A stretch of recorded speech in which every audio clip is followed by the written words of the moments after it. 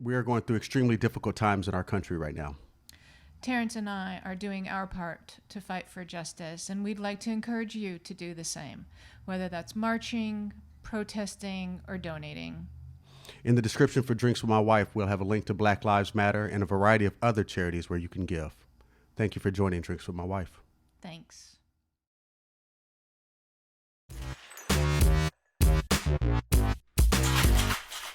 What are we talking about today? First of all, let's talk about what we're drinking. That's the most important thing, because I have to tell you, you've outdone yourself today. Terrence makes amazing cocktails. He really, really does. But you've outdone yourself with this one. What is it?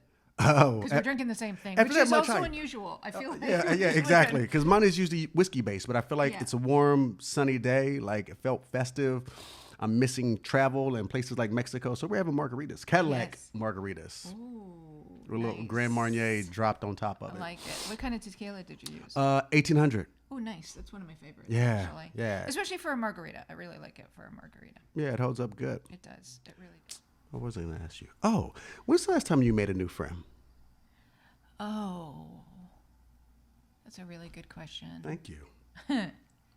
Well, before I answer the question, let me ask a question, which I know you're used to. I know you're used to. Yeah, I'm sure you have follow-up questions. I need some qualifiers. I need some parameters around the definition of a friend. Whatever I can do. Because I think there are different degrees, right?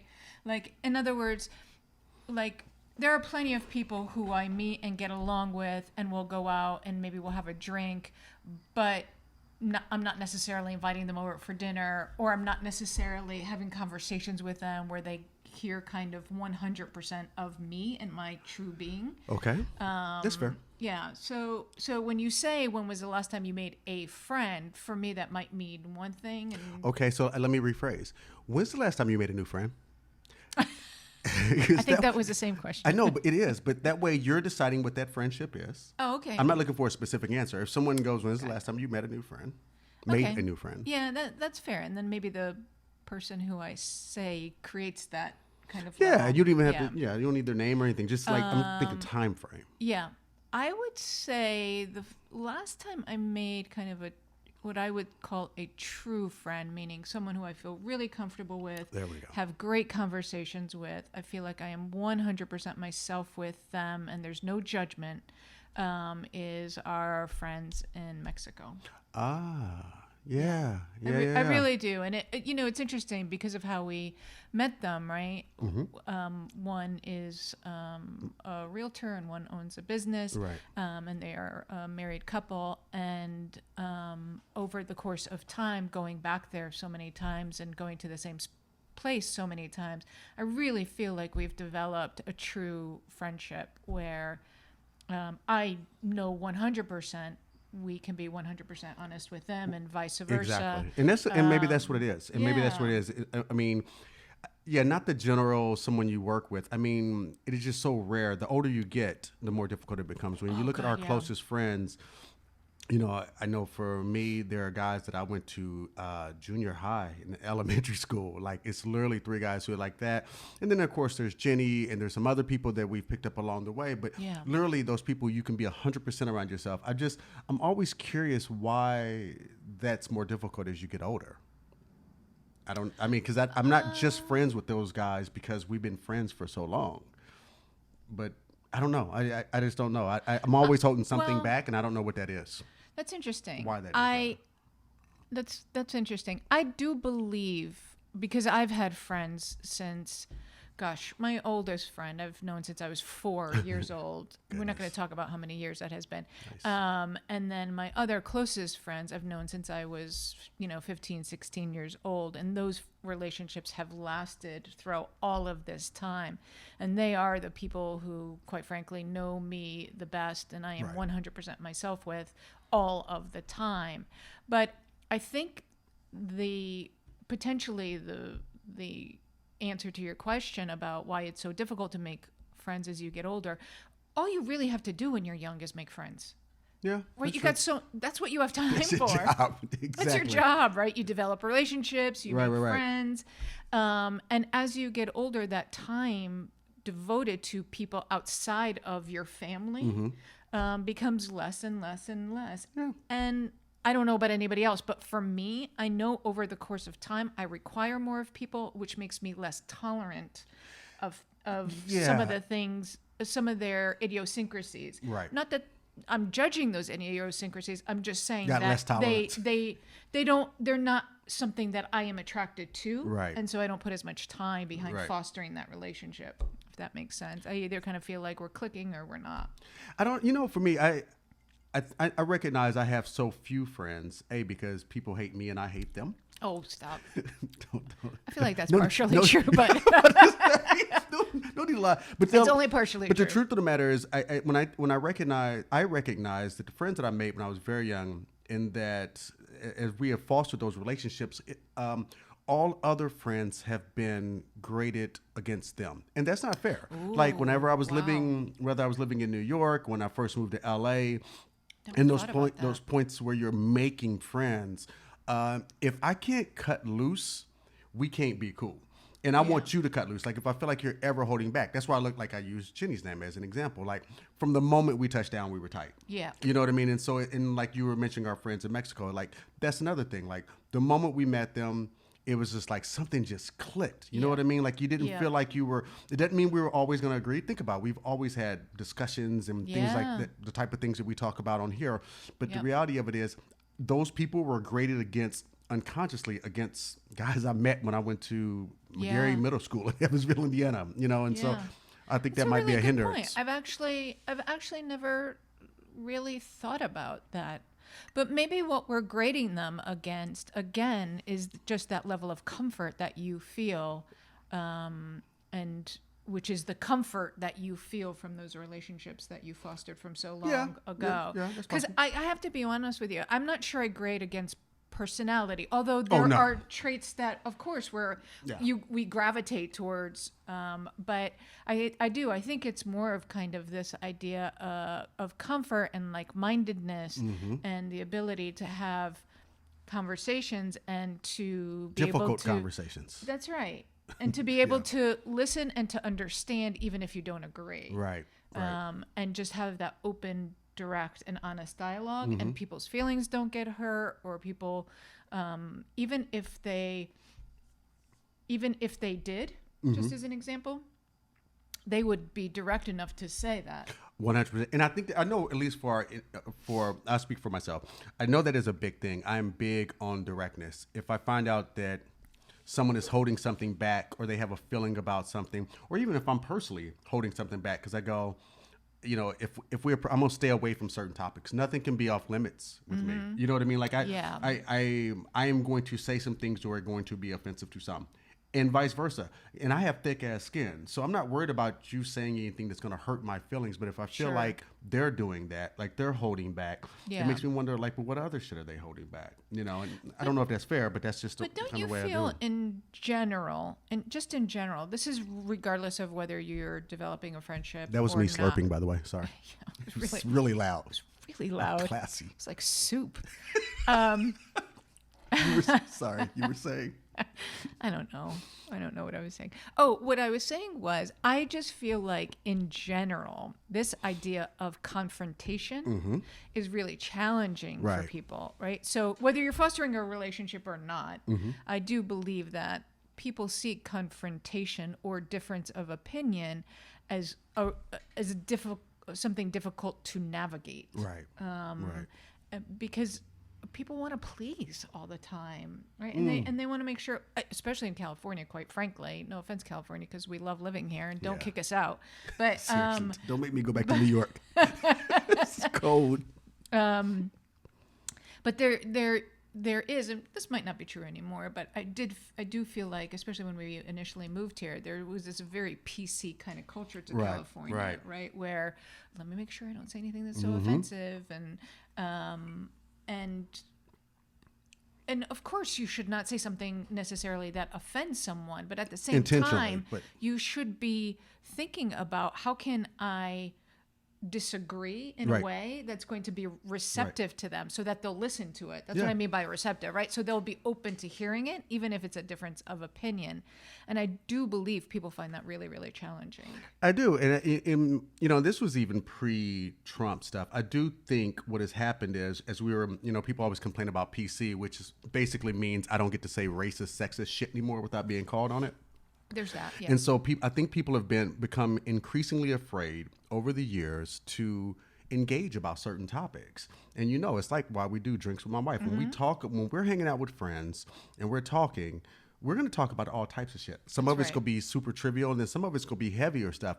And if you're afraid that your opinion is going to hurt me, like, we're good, man. Lincoln freed the slaves, so I'm starting off good. Like, so I'm not worried about if you're expressing your opinion, just let it be based on some facts, because if you're not, that's when you're probably going to offend me. Like, if you're just speaking from some, hyperbole, yeah, or something you heard, and that goes. And by the way, as you something know, you read in the Onion, you can testify. You can testify. Like, that doesn't just go for fucking really conservative people. That also goes for super liberal people too. Sure. Like, I just can't stand when people stand on bullshit, or they're basing their opinions on just their circle. Mm-hmm. I think that's what, like with you and I, the way we engage here and where we just engage in life, because we're from such different worlds. We're asking each other questions all the time. Yeah. You know what I mean? Because that's the only way you're really going to start. Even after all this learning time people. of being together. I know. What's the latest thing that you learned about me? The most recent thing. Oh gosh. I don't even know what that would be. I don't mean to throw you a curve, but just that idea that. Oh, do you want me to say it? Because I'm remembering it, but I'm not sure you want me to say it actually. Now you got to say it. Yeah. So it was actually just last weekend, remember? And I even said to you, gosh, I don't think I ever knew that. What's that? You told me about a girl in high school that you fooled around with. Oh yeah, you can. Yeah. Okay. Yeah. I won't say anymore because, quite frankly, I don't even remember her name. No, but it is one of those secrets that only my closest friends knew, and I don't even know why we were talking about it. I don't. It doesn't matter. Either. We might give away something, but that's yes. right. I don't. But either. it's someone whom I had mentioned to either. you on more than a few occasions, because they was a friend.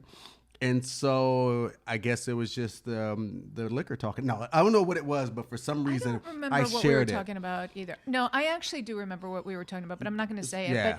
But yeah, that was the last time I learned something about you that was actually surprising. Because you always claimed you were a virgin until you got married the first time. Stop lying. Yes, I did. I didn't even tell that lie to my mother. Me too, by the way. Nice. Yeah. Shit. But no, I was a virgin until I married you, baby. Nice. Yeah. And Jesus Christ, Cole Rapkin lives downtown. He is partially Jewish, Nice. So it's possible. But getting back to that thing about just friendship, because it's just difficult. But you haven't answered the question. You haven't answered the question, which is who's the last friend that you made? We've been going off, and this is us. We'll go off on this kind of tributaries. I hadn't thought about them, but if I were going to go before that, is a friend of mine who I worked with in New York, and now she lives here in Los Angeles. And the reason I say that, it's tough to say friend, because there are going to be people who I've met since I've been in Los Angeles to go, damn, I thought we was cool. No, we're cool.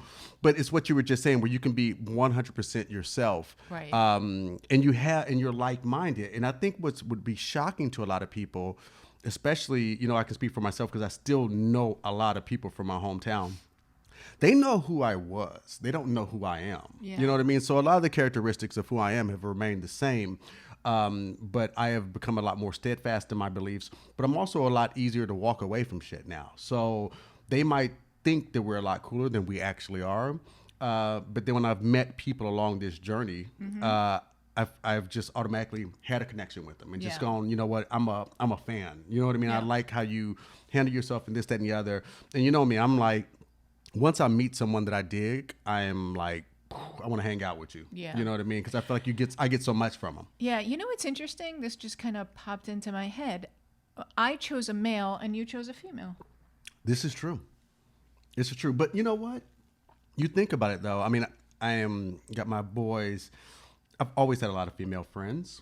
And I've always had a lot of male friends. Always had a lot of male friends and a lot of female friends. And I think there's too easy of math to go. The reason I've had that is because I was raised by a woman. There's a lot of wife beating guys who were raised by women. I don't know what that is.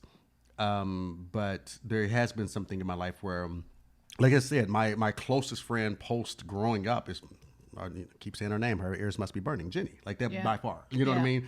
And so I don't know why that is. You know, I think when I was younger, it's probably because I was being flirtatious. But as I've gotten older and married and stuff like that, like it still makes no sense that I have that many. I don't have a lot of female friends anymore, but that's what always my predominant group was. Yeah, and when I pointed it out, I think what you just said is interesting, and when I pointed it out, it was more even to say, I'm not bothered by your most recent friend being a female friend, and you're not bothered by my most recent friend being a male friend. No. And I think that's actually kind of interesting. I wonder how many spouses would actually feel that way. I guess it depends, right? It says it's a bigger conversation about their relationship. Well, even if they, there's probably, but I also recognize that we're very respectful towards each other. Like there are still things that we won't do that I might do with a male friend that I'm not going to do with a female friend. Sure. And that can be something as simple as like, oh shit, let's go to Las Vegas for the night and kick it. Right. I'm not going to do that with a female friend. Yeah, you know what I mean? Because then you're calling divorce lawyers. Yeah.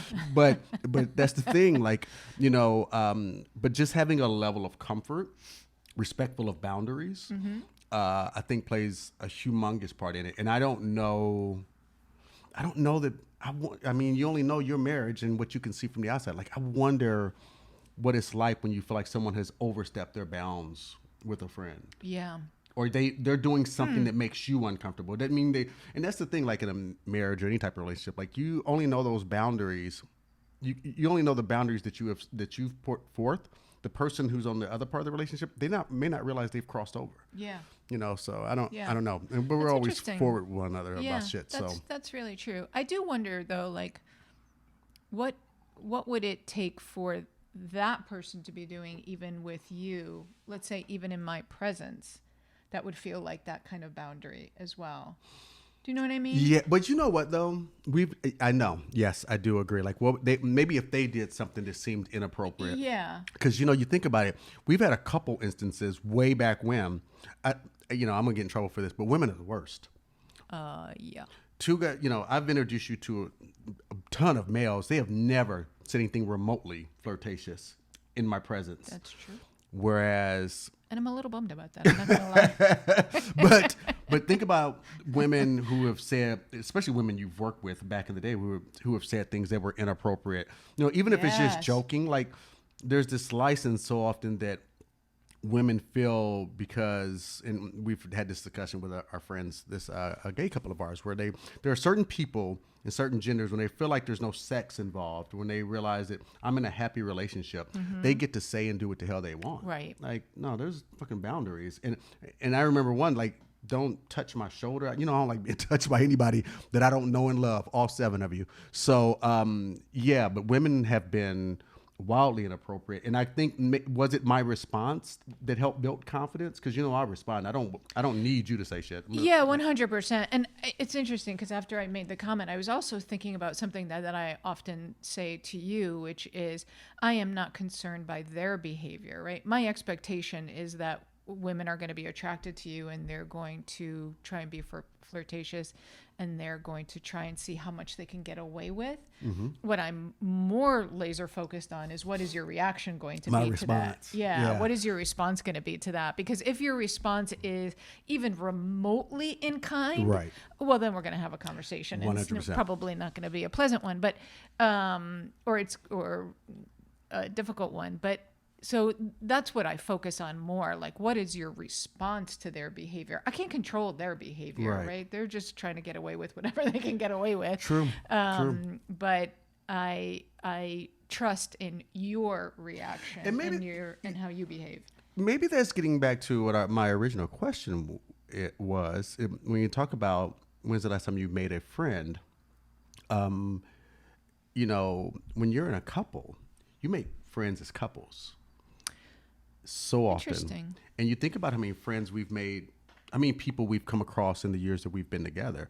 If the 4 of us don't connect, we don't kick it. We don't hang out. It just it can't be. And we could speak to individual circumstances. We go, oh, he was cool, but she was crazy, or she's cool, or he's crazy. Yeah. So maybe that's what increases the difficulty, because when you meet people, you're thinking, damn, I wonder what their wife is like. I wonder, I wonder if they swing too. You don't. No, but you're thinking about we that. We don't, by the way. Exactly. Don't be emailing comments. I don't need to be flirted with that bad. Oh, but no, seriously, like you do. I did maybe somewhere on the subconscious level, you're evaluating what their wife or husband would be like, and would we have a good time? Because we have met and hung out with people that we've worked with and stuff, and had a blast. But maybe it's because it's a foursome that it's going to be very difficult to get past that into that inner sanctum. Yeah. No, it's a really interesting point and a really good point. We started talking about friendships. Friends. That was it. Yeah. And then we came through to being a swinger. It sounds like one of our conversations, though. One of the things for us, too, as well, that I think about is we have each separately, but also together, we've moved around a lot. That's another thing. And I do think we're always starting fresh in a new place, right? And so we're lucky enough to do that together, and we enjoy one another's company. And so I do wonder, how hard do we actually work to foster relationships outside of our own as a result of that? I'll speak for myself, not hard at all. I don't work very hard at all, because, for the longest, I hadn't thought about this. Another factor is the reason we both have childhood friends, because our parents lived in that region for so long.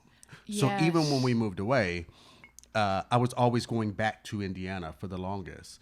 And so I was able to see those friends and look forward to that time.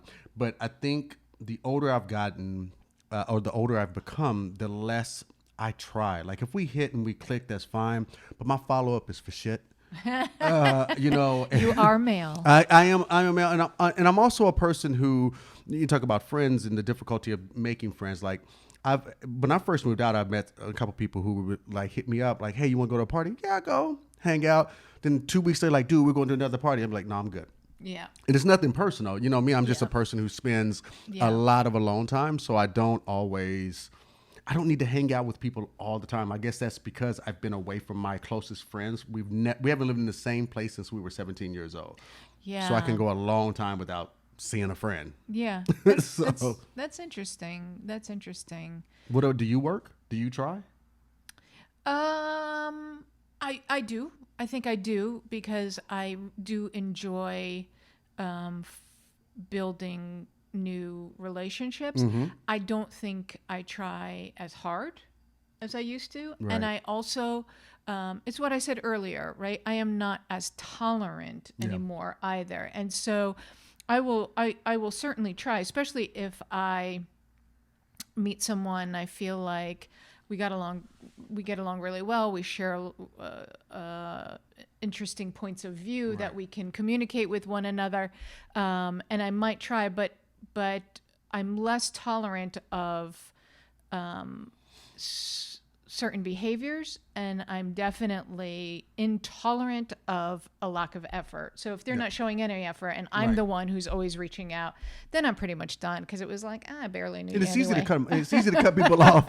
It is. Easy. When you barely know them, I've never even been to your house. I'm good. Yeah, exactly. I don't even know your kids' names. But anyway, again, if any of you have any thoughts about this, we would absolutely love to hear them. So please let us know. Agreed. I'm going to need a refill. I'm absolutely going to need a refill. Let's do it. Awesome. Thanks for joining Drinks with My Wife. Please be sure to click the subscribe button and rate us on Apple Podcast and Spotify.